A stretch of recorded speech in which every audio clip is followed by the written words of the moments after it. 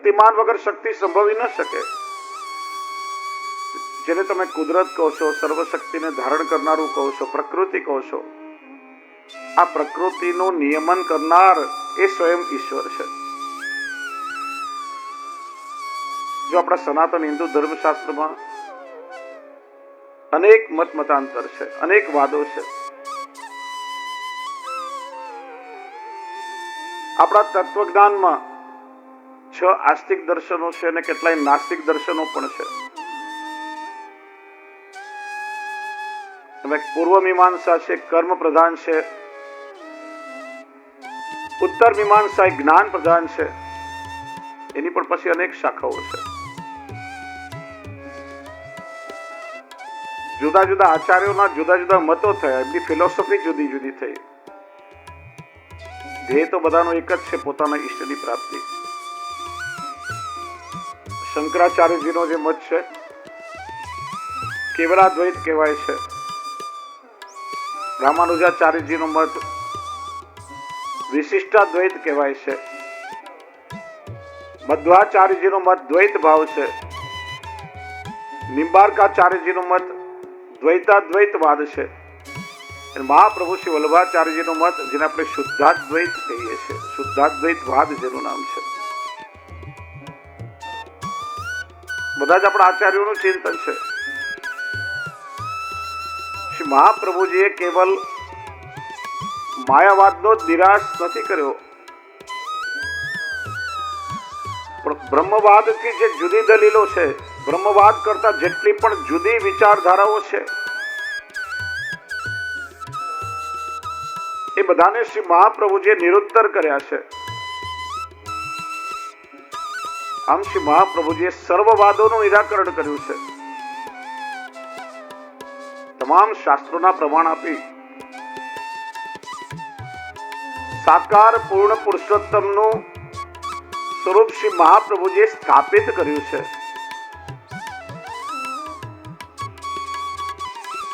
અને જેટલા પણ નિરીશ્વરવાદીઓ છે એ બધાને પરાસ્ત કર્યા છે.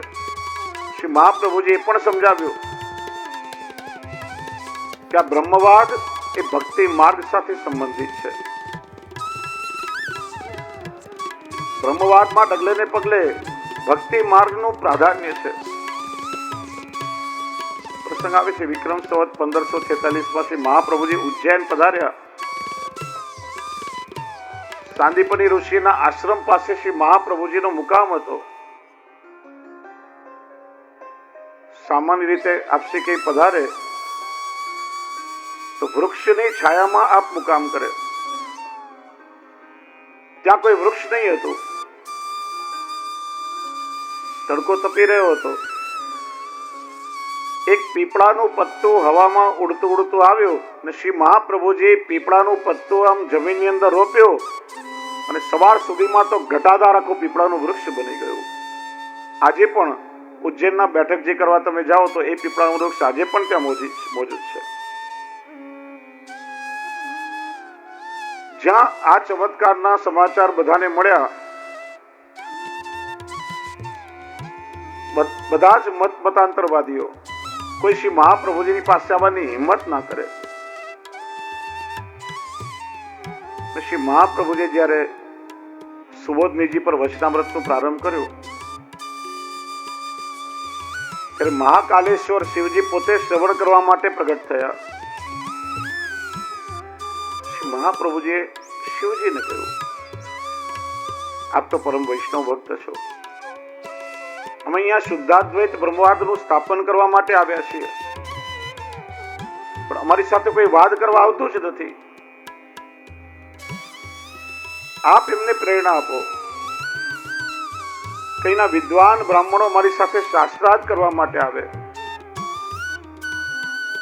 ત્યારે શ્રી મહાદેવજીની પ્રેરણાથી એક સાથે 100 વિદ્વાન બ્રાહ્મણો શ્રી મહાપ્રભુજી સાથે ચર્ચા કરવા માટે આવ્યા. અને આ બધા બ્રાહ્મણોએ અંદર નક્કી કર્યું કે આપણે 100 બ્રાહ્મણો એક સાથે શ્રી વલ્લભાચાર્યજીને પ્રશ્નો પૂછશું. એક સાથે બધાના ઉત્તર થોડી આપી શકશે. અને આપણને ઉત્તર નહીં મળે એટલે આપણે એમને પરાજિત ઘોષિત કરી દેશું. નક્કી કરીને 100 બ્રાહ્મણો એક સાથે શ્રી મહાપ્રભુજી સાથે શાસ્ત્રાર્થ કરવા માટે આવ્યા. 100 બ્રાહ્મણોએ એક સાથે પ્રશ્નો પૂછ્યા અને શ્રી મહાપ્રભુજીએ 100 મુખારબિંદ ધારણ કરી એક સાથે 100 બ્રાહ્મણનો ઉત્તરો આપી બધાને નિરાશ કર્યા છે.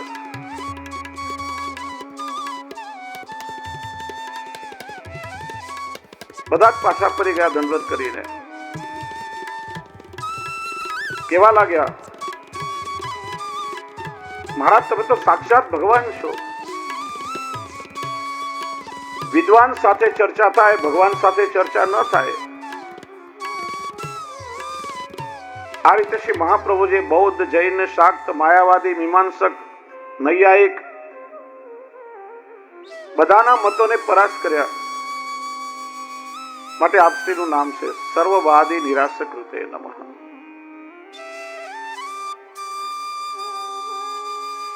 બારમું નામ શ્રી ગોસાઈજી પ્રગટ કરી રહ્યા છે. ભક્તિ માર્ગાબ્જ માર્તંડ.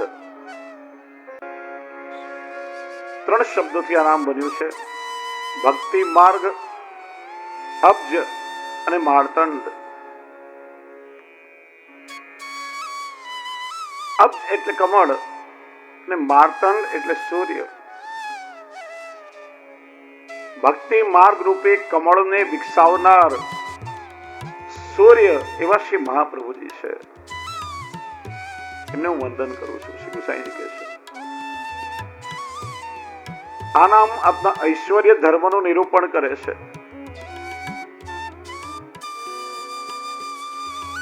જો સૂર્ય જ્યારે ઉદય થાય ત્યારે કળીનું પુષ્પમાં રૂપાંતર થાય.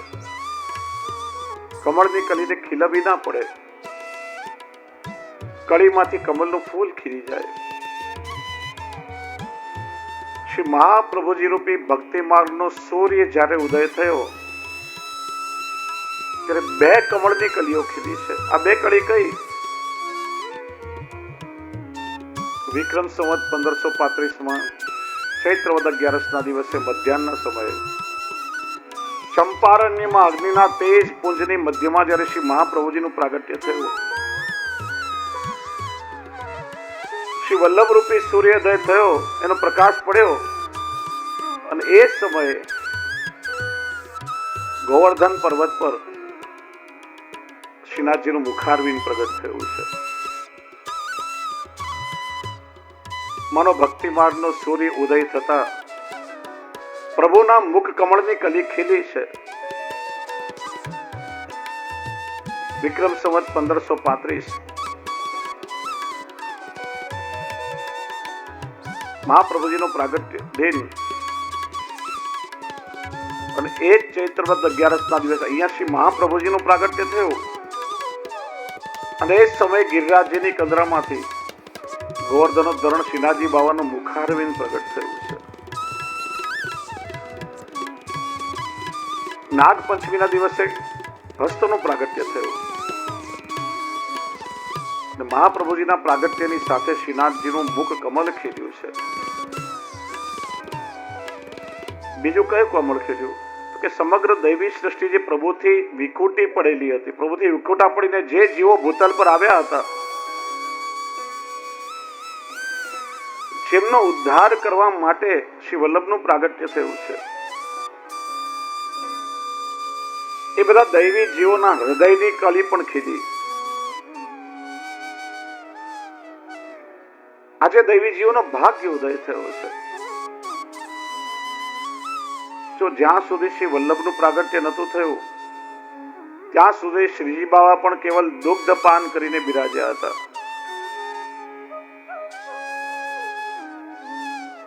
વ્રજવાસીઓ જાત જાતની સામગ્રી લાવે પણ શ્રીનાથજીએ ના કહ્યું હું તો કેવલ દુગ્ધપાન કરીને રહીશ. મારા શ્રી વલ્લભ જ્યારે અહીંયા પધારશે અને પોતાના હાથે સામગ્રી સિદ્ધ કરીને મને અરોગાવશે ત્યારે જ મારું અન્ન પ્રાશન થશે. અને શ્રી મહાપ્રભુજી જ્યારે શ્રી ગિરિરાજજી પર પધાર્યા, શ્રીજી બાવા પૂર્ણ રૂપે પ્રગટ થયા, દોડ્યા અને શ્રી મહાપ્રભુજીને ભેટ્યા. શ્રી મહાપ્રભુજીએ સૌથી પ્રથમ સામગ્રી સિદ્ધ કરી ઠાકોરજીને ભોગ ધરી ત્યારે શ્રીજી બાવાનું અન્નપ્રાશન થયું. પ્રભુ અરોગ્યા છે.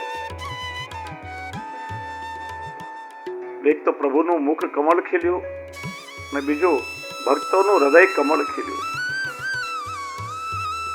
એટલે ભક્તિ માર્ગના માર્તંડ સૂર્ય સમાન શ્રી મહાપ્રભુજી છે. શ્રી મહાપ્રભુજીએ જે રીતે ભક્તિને સમજાવી છે એ રીતે અન્ય કોઈએ નથી સમજાવી.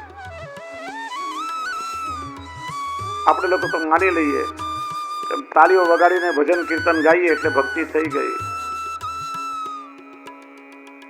સત્સંગમાં બેસીએ એટલે ભક્તિ થઈ ગઈ, યાત્રાઓ કરવા જઈએ તો ભક્તિ થઈ ગઈ. પરંતુ ભક્તિનો સાચો અર્થ આ નથી. જો ભાગવતજીમાં પણ ભગવત પ્રાપ્તિના 3 માર્ગ બતાવવામાં આવ્યા: જ્ઞાન માર્ગ, કર્મ માર્ગ અને ભક્તિ માર્ગ.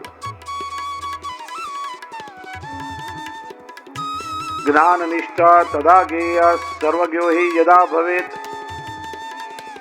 કર્મ નિષ્ઠા તદા જ્ઞેય યદા ચિત્તમ પ્રસિદ્ધતિ. ભક્તિ નિષ્ઠા તદા જ્ઞેય યદા કૃષ્ણમ પ્રસિદ્ધતિ. વાસ્તવમાં ભક્તિનો અર્થ શું? ભક્તિનો અર્થ એ છે કે જેમાં પ્રભુની પ્રસન્નતા છે. તમે કઈ ક્રિયા કરી રહ્યા છો એનું મહત્વ નથી, પણ તમારી એ ક્રિયાથી તમારા ઠાકોરજી યદિ પ્રસન્ન થાય તો એ ભક્તિ છે. તમે 5 માળાઓ કરી એ ક્રિયા છે, પણ એ તમારા માળાઓ કરવાથી યદિ ઠાકોરજી પ્રસન્ન ન થયા તો એ કેવલ ક્રિયા છે, ભક્તિ નથી. પ્રભુ પ્રસન્ન થાય એ ભક્તિ છે. જો આપણે ત્યાં ભક્તિની વ્યાખ્યા 3 મહાનુભાવોએ કરી છે: શાંડિલ્ય મુનિ, નારદજી અને વ્યાસજી. શાંડિલ્ય મુનિએ ભક્તિની વ્યાખ્યા કરી: સા પરાનુભક્તિ ઈશ્વરે. પ્રભુમાં પરમ અનુરક્તિ એનું નામ ભક્તિ. નારદજી ભક્તિ સૂત્રમાં વ્યાખ્યા બતાવે છે: સાત્વ અસ્મિન પરમ પ્રેમ રૂપા અમૃત સ્વરૂપા યદ દ્વપમાન સિદ્ધો ભવતી અમૃતો ભવતી તૃપ્તો ભવતી. આ બધા ભક્તિ સૂત્ર નારદજીના છે. વ્યાસજીએ ભક્તિની વ્યાખ્યા કરી: મહાત્મ્ય જ્ઞાન પૂર્વક સર્વતો અધિક દ્રઢ સ્નેહ ઇતિ ભક્તિ. શ્રી મહાપ્રભુજી આ વ્યાસજીની વ્યાખ્યાને સ્વીકારી છે. પ્રભુનું જ્યારે મહાત્મ્ય જ્ઞાન થાય કે આપણે જેની ઉપાસના કરી રહ્યા છીએ કોઈ સામાન્ય તત્વ નથી, કોઈ લૌકિક મનુષ્ય નથી, કોઈ પ્રાકૃત દેવ દેવી નથી, પણ એ સાક્ષાત પરબ્રહ્મ છે. એ સ્વરૂપ જ્ઞાન થાય અને પછી પૂર્ણ રૂપે આપણો દ્રઢ સ્નેહ ઠાકોરજીમાં થઈ જાય, એને ભક્તિ કહેવાય છે.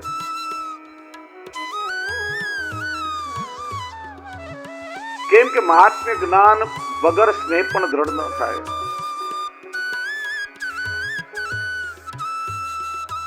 કોઈ વ્યક્તિના ગળામાં વરમાળા પહેરાવી હોય તો કે પરિચય વગર ગમે તેના ગળામાં વરમાળા ન નાખી દેવાય.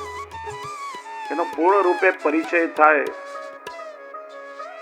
પછી જ વરમાળા પહેરવાનું મન થાય. સામેવાળા વ્યક્તિનું નામ શું છે, એનામાં કેવું રૂપ રહેલું છે, એના ગુણો કેવા છે, એ કેવા કાર્યો કરી રહ્યો છે, એમ પ્રભુના નામ, રૂપ, ગુણ, લીલા બધું જીવ જાણે. મહાત્મ્ય જ્ઞાન થાય ત્યારે પ્રભુના સ્વરૂપમાં જીવનો દ્રઢ સ્નેહ થાય છે. અને પ્રભુની સેવા કરવાથી સ્નેહ આપણો વધે છે, સુદૃઢ બને છે, અનન્ય બને છે, પરિપક્વ બને છે. અને એ આપણો સ્નેહ અનન્ય અને પરિપક્વ થાય ત્યારે ભક્તિ થઈ કહેવાય છે. ભક્તિ એ કેવલ કોઈ ક્રિયા નથી.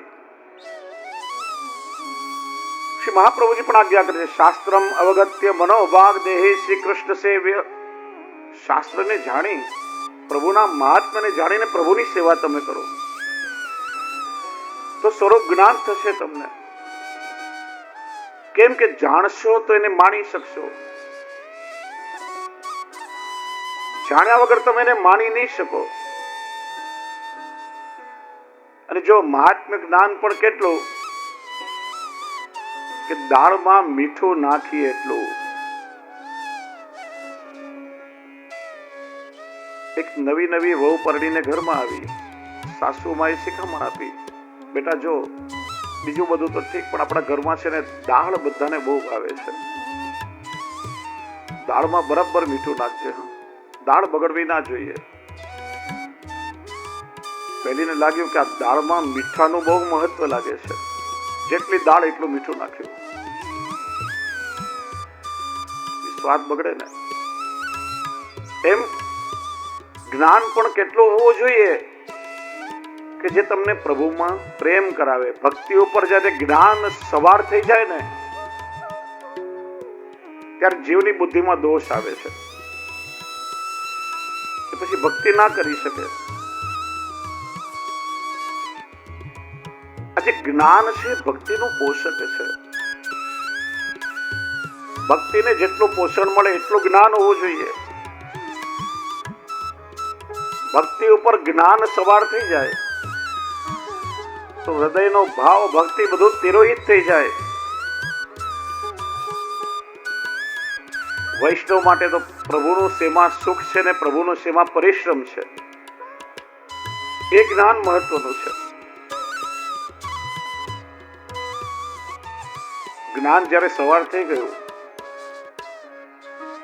ભક્તિ તિરોહિત થઈ જાય, પછી જીવને દોષ બુદ્ધિ શરૂ થાય, બધે દોષ દેખાવા લાગે.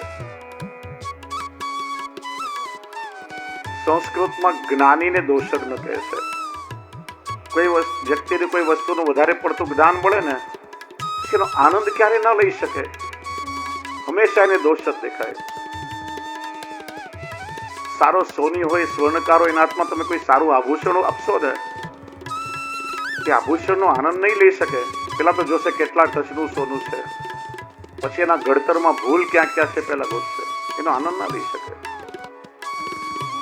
સારો આર્કિટેક્ટ કે કોન્ટ્રાક્ટર હોય ને કોઈ સારા ભવનમાં તમે લઈ જાઓ, કોઈ એક આલિશાન નકશી વાળું સુંદર ભવન હોય, એનો આનંદ નહીં લે. અને કન્સ્ટ્રક્શનમાં ફોલ્ટ ક્યાં ક્યાં છે પેલા શોધશે. એમ જ્ઞાનીના જગતમાં બધે દોષ દેખાય. જ્ઞાની કહેશે આ સંસાર કષ્ટ સાધ્ય છે, ભ્રમણાત્મક છે, માયાજાળ છે, દુષ્કર છે. ભક્ત શું કહે છે? આ બધી જ ભગવદાનંદની અભિવ્યક્તિ છે, આ બધી પ્રભુની લીલા છે. અરવિંદ મહર્ષિએ એક બહુ સરસ વાત કહી. What is world? An eternal child playing an eternal game in an eternal garden. એક શાશ્વત બાળક એક શાશ્વત ઉદ્યાનમાં જે શાશ્વત ક્રીડા કરી રહ્યો છે, એ આ જગત છે. એનું કારણ ભક્ત દ્રષ્ટિ છે. ભક્ત દ્રષ્ટિથી જોશો તો બધે તમને ગુણ જ ગુણ દેખાશે, અને જ્ઞાન દ્રષ્ટિથી જોશો તો આ જગતમાં બધે દોષ દેખાશે. એટલે શ્રી મહાપ્રભુજી કહે છે જ્ઞાન જરૂરી છે, પણ એટલું કે દાળમાં જેટલું મીઠું છે, દાળનો સ્વાદ વધારે, સ્વાદ બગાડે એટલું મીઠું ના ચાલે. એમ પ્રભુમાં તમારો સ્નેહ થાય, પ્રભુનું મહાત્મ્ય સમજાય એટલું જ્ઞાન જરૂરી છે. એટલા માટે શ્રી મહાપ્રભુજી શુદ્ધ વિલક્ષણ પુષ્ટિ ભક્તિનો માર્ગ આપણને બતાવ્યો. ભક્તિ મર્યાદામાં પણ છે ને ભક્તિ પુષ્ટિમાં પણ છે. મર્યાદામાં કોઈ પણ દેવદેવીને આરાધ્ય બનાવીને ભક્તિ કરી શકાય, અને મર્યાદા માર્ગમાં ભક્તિનું અંતિમ ફલ મોક્ષ છે. ત્યાં જે પણ જ્ઞાન કર્મકાંડ આદિ જે પણ કરવામાં આવે છે, એકમાત્ર હેતુ છે કે મોક્ષની પ્રાપ્તિ. અને એટલા માટે મર્યાદા માર્ગમાં વિધિ વિધાનનું મહત્વ વધારે છે. પ્રભુમાં પ્રેમ પછી લોપ થઈ જાય, કેવલ વિધિ વિધાનમાં જ મન રહ્યા કરે. ત્યારે પુષ્ટિ ભક્તિનું સ્વરૂપ શું? પુષ્ટિ માર્ગમાં આપણા એક જ ઈષ્ટ ભગવાન શ્રી કૃષ્ણ. કૃષ્ણ પ્રત્યે જ અનન્ય પ્રેમ, કૃષ્ણના ચરણોનો દ્રઢ આશ્રય, કૃષ્ણના ચરણમાં સર્વસ્વ સમર્પણ, કૃષ્ણની જ સેવા, અને એ ભક્તિનું ફળ છે ભગવદ રસાનુભૂતિ. કેમકે ભક્તિ માર્ગ એ પ્રેમ માર્ગ, અને અનન્યતા વગર પ્રેમ ન થઈ શકે. આજે મન અહીંયા ભટક્યું, કાલે ત્યાં ભટક્યું, વળી ત્રીજી જગ્યાએ મન ભટક્યું. તમે કોઈ ના નહીં થાવ અને ક્યાંય ના નહીં થાવ, કોઈ તમારો હાથ નહીં પકડે. સત્સંગની જેમ ભટકતા ભટકતા એમને આખું પૂરું થઈ જશે. ક્યાંય તમારો ચિત્ત સ્થિર નહીં થાય. શ્રી મહાપ્રભુજી કહે છે કે